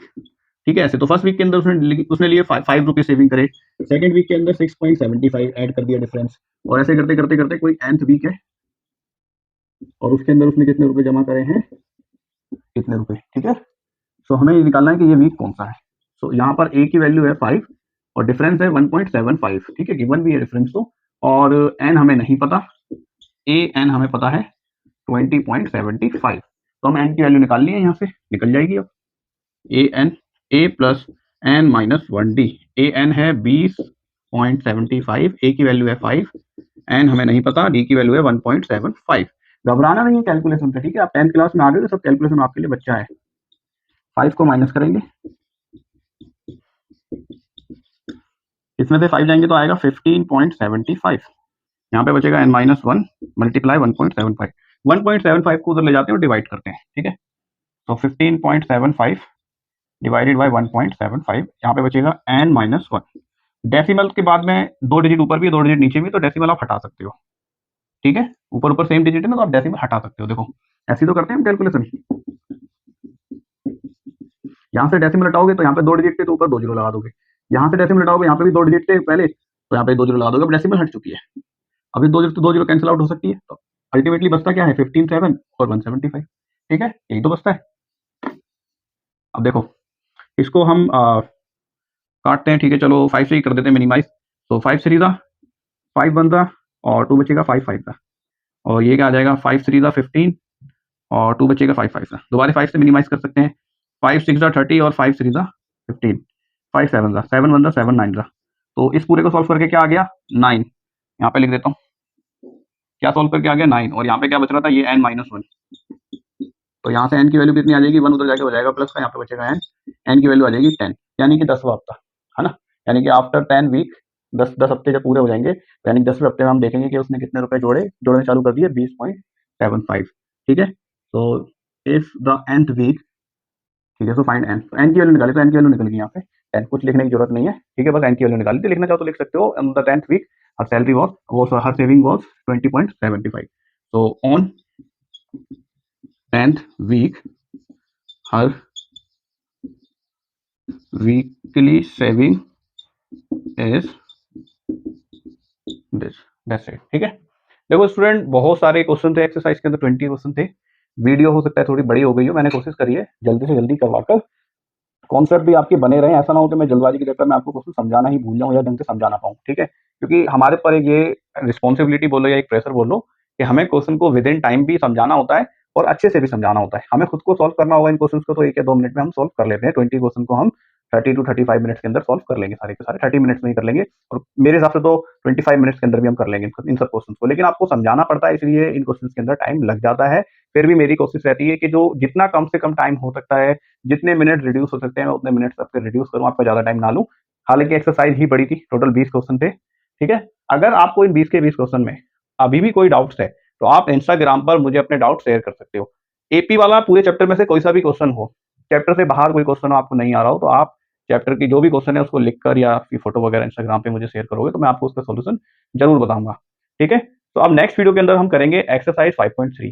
तो स्टूडेंट मिलते हैं नेक्स्ट वीडियो के अंदर 5.3 के बेसिक कॉन्सेप्ट के साथ। Thank you for watching.